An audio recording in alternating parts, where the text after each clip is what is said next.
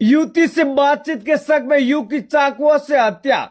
वही होटल पर मिलने बुलाया, फिर बाहर ले जाकर चाकू से ताबड़तोड़ वार। वही परिजन बैठे अब धरने पर। जोधपुर शहर के सूरसागर थाना क्षेत्र में शनिवार को दिन दहाड़े हुई एक सनसनीखेज हत्या ने पूरे इलाके में हड़कंप मचा दिया। अम्बेडकर कॉलोनी में बहन के घर आए युवक की एक युवती से फोन पर बातचीत करना उसे इतना भारी पड़ गया कि 5-6 युवकों ने मिलकर चाय की होटल पर उसे ताबड़तोड़ चाकुओं से गोद डाला। गंभीर रूप से घायल युवक की अस्पताल में मौत हो गई है। वही पुलिस ने 3 आरोपियों को गिरफ्तार कर लिया है, जिनमें एक नाबालिग भी शामिल है। वही अन्य 3 युवकों की तलाश जारी। मृतक विक्रम भील 19 वर्षीय सनोप हीराराम चेरे गांव के मिन्नो की डाणी का निवासी बताया जा रहा है। वह कुछ दिन पहले ही अपनी बहन के घर अम्बेडकर कॉलोनी आया हुआ था। वह उसकी एक युवती से फोन पर बातचीत होने लगी।